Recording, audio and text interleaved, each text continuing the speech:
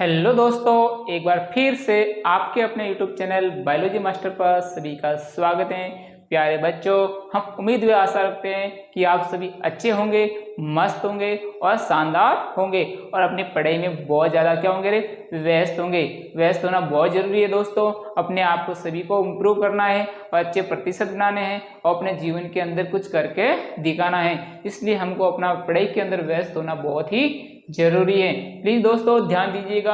आज हम लेके आए हैं एक छोटा सा न्यू टॉपिक जिसका नाम है कोशिका भित्ति। कल हमने बात की थी कोशिका झिल्ली या प्लाज्मा झिल्ली के बारे में, जो कि सेल्यूलोज की नहीं बनी होती है। सेल्यूलोज की कौन बनी होती है? कोशिका भित्ति, ये सेल्यूलोज की बनी होती है। जबकि प्लाज्मा झिल्ली जो हमने कल डिस्कस की थी वो बनी होती है प्रोटीन व लिपिड की। तो आज हम बात करने वाले हैं कोशिका भित्ति की, जो कि प्लाज्मा झिल्ली या कोशिका झिल्ली के अतिरिक्त एक और झिल्ली पाई जाती है और उसको हम बोलते हैं कोशिका भित्ति। तो आप इस चित्र के अंदर देखोगे, इस डायग्राम पादप कोशिका का डायग्राम बना हुआ है, इसके अंदर आप देखोगे तो आपको इसके अंदर एक और अतिरिक्त कोशिका झिल्ली दिखाई देगी जिसको हम बोलते हैं कोशिका भित्ति, जो कि एक कोशिका झिल्ली के प्लाज्मा झिल्ली तो ये है दोस्तों, लेकिन इस प्लाज्मा झिल्ली के अतिरिक्त एक और झिल्ली पाई जाती है, इसको हम बोलते हैं कोशिका भित्ति, जबकि इसको हम बोलते हैं प्लाज्मा झिल्ली। प्लाज्मा झिल्ली हमने कल बात की थी, किसकी बनी होती थी रे? वो प्रोटीन की थी। किसकी थी रे? प्रोटीन की थी और साथ में लिपिड की, प्रोटीन व लिपिड की बनी हुई थी। जबकि आज हम बात करने वाले कोशिका भित्ति के बारे में, वो किसकी बनी होती है दोस्तों? वो बनी होती है सेल्यूलोज की। किसकी बनी होती है? सेल्यूलोज की। तो ये बनी होती है सेल्यूलोज की। तो प्लीज दोस्तों यहाँ से शुरू करते हैं हमारा टॉपिक और लिखते भी जाते हैं, साथ में अच्छे से याद करते हैं। तो आप देखोगे कि प्लाज्मा झिल्ली के अतिरिक्त, प्लाज्मा झिल्ली के अतिरिक्त, प्लाज्मा झिल्ली के अतिरिक्त एक और झिल्ली पाई जाती है जिसको क्या बोलते हैं? कोशिका भित्ति। कोशिका भित्ति कहते हैं।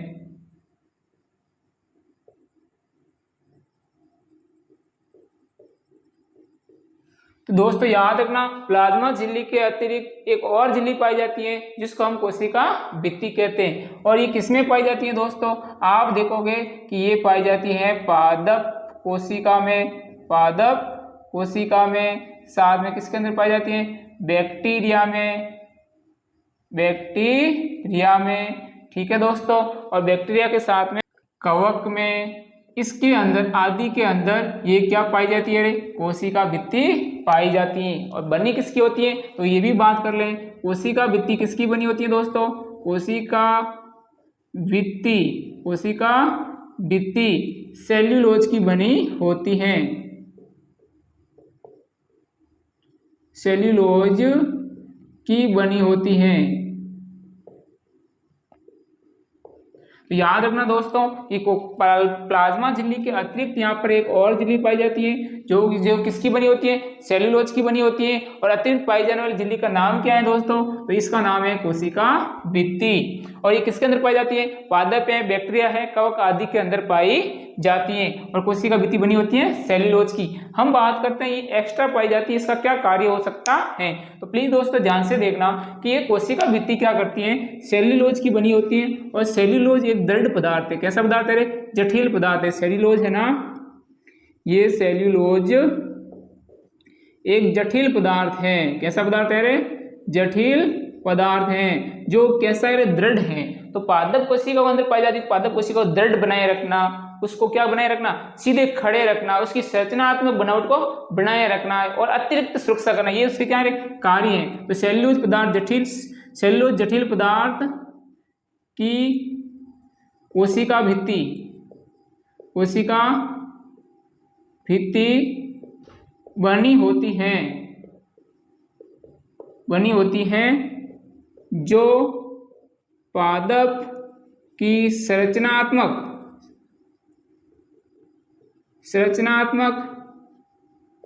दृढ़ता व अतिरिक्त सुरक्षा प्रदान करती हैं। अतिरिक्त क्या प्रदान करती है रे? सुरक्षा प्रदान करती हैं।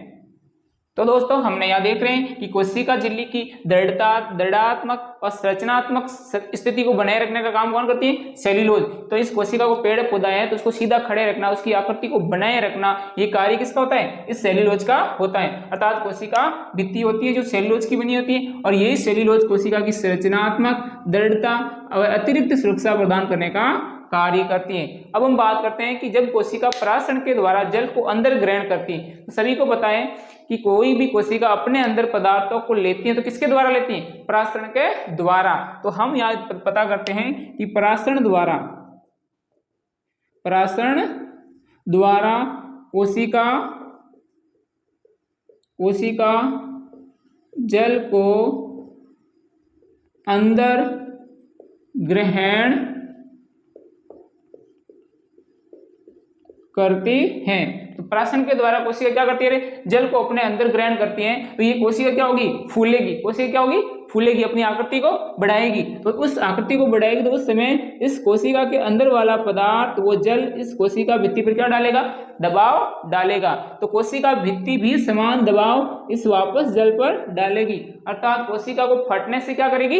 रोकेगी। ये अतिरिक्त सुरक्षा का प्रदान करती हैं। अब कोशिका के अंदर जल भर जाएगा, ज्यादा जल भर गया, मान लो कोई बहुत तनु विलीन था जिसके कारण उसके अंदर बहुत ज्यादा जल कोशिका के अंदर प्रवेश कर गया, तो उस समय स्थिति में कोशिका क्या हो सकती है? फट सकती है। अगर ये कोशिका भित्ति नहीं होती है, अगर ये जंतु कोशिका होती है तो उस स्थिति में ये कोशिका क्या हो सकती थी? फट सकती। लेकिन इसके बाहर जो कोशिका भित्ति पाई जाती है जो सेल्यूलोज की होती है बहुत दृढ़ व मजबूत होती है, अर्थात उसको फटने से रोकेगी। तो जल जितना भी दबाव इस कोशिका भित्ति पर डालेगी तो कोशिका भित्ति भी उस पर दबाव डालेगी। तो हम यहाँ लिख रहे हैं कि परागण द्वारा कोशिका जल को अंदर ग्रहण करती है तो जल कोशिका भित्ति, जल किस पर है? कोशिका भित्ति पर दबाव बनाती हैं। तो उस स्थिति में कोशिका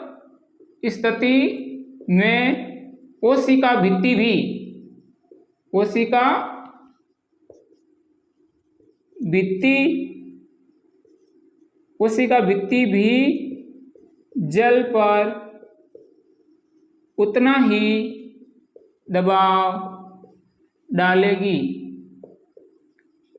जिससे क्या होगा रे? जिससे कोशिका फूलकर फटेगी नहीं।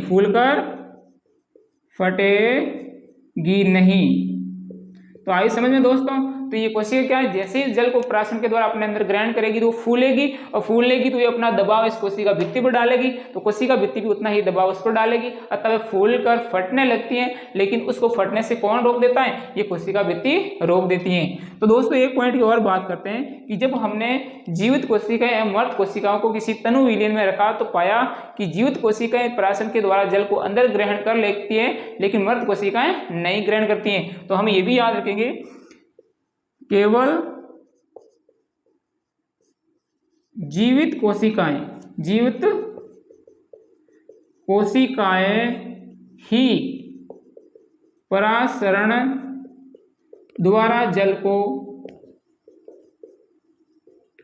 अंदर ग्रहण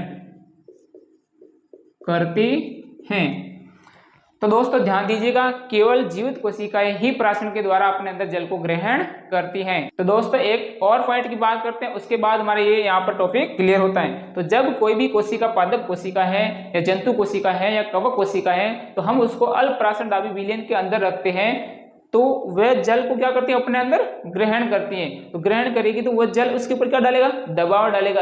तो उस स्थिति में भी उसको क्या है? फटने से रोकती हैं। तो हम यहाँ पर बात रखते हैं कि कोशिका भित्ति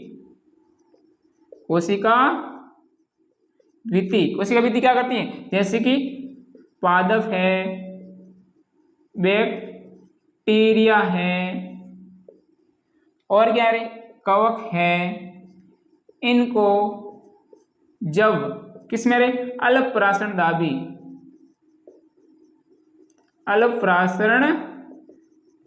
विलयन में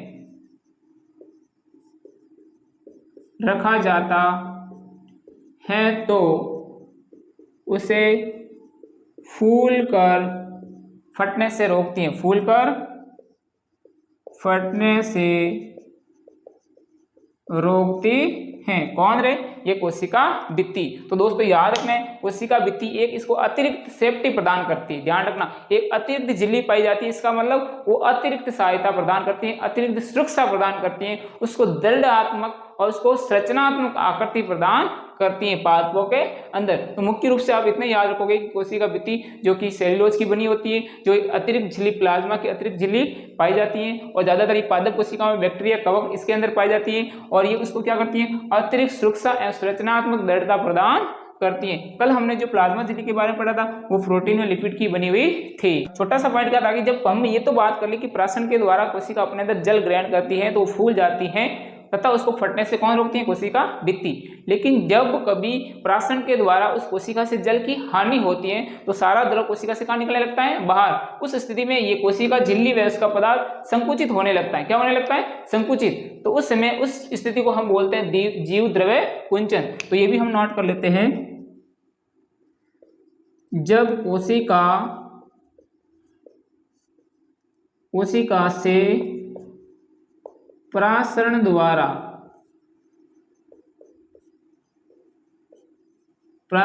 जल की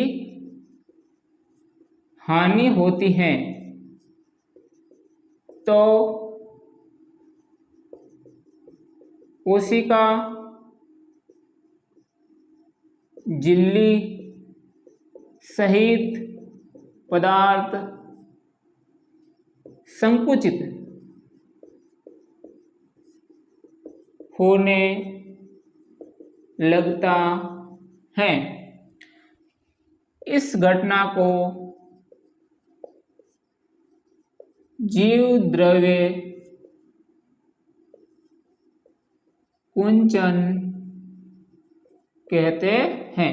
तो दोस्तों ये इस टॉपिक के बाद हमारे यहाँ पर कंप्लीट होता है। तो दोस्तों इस पॉइंट को देखो कि जब कोशिका में प्राशन द्वारा जल की क्या होती है? हानि होती है। जल कोशिका से बाहर आता है तो कोशिका झिल्ली या प्लाज्मा झिल्ली सहित वह पदार्थ क्या होता है? संकुचित होता है। तो संकुचित होता है, इस घटना को बोलते हैं जीव द्रव्य कुंचन। तो दोस्तों यहाँ पर हमारा टॉपिक कंप्लीट हुआ। आपको वीडियो पसंद आया, अच्छा आया तो अपने दोस्तों के साथ शेयर कीजिएगा, अपने चैनल को सब्सक्राइब कीजिएगा। इस तरीके से आप अगर हमको प्यार बनाए रखते हैं तो हम भी मोटिवेट होते हैं, जिससे हमें और अच्छी वीडियो लाने का मन करता है। प्लीज दोस्तों अपना ये एक छोटा सा काम आपको करना है, हम अपना काम कर ही रहे हैं। इसी के साथ जय हिंद, जय भारत। फिर मिलते हैं।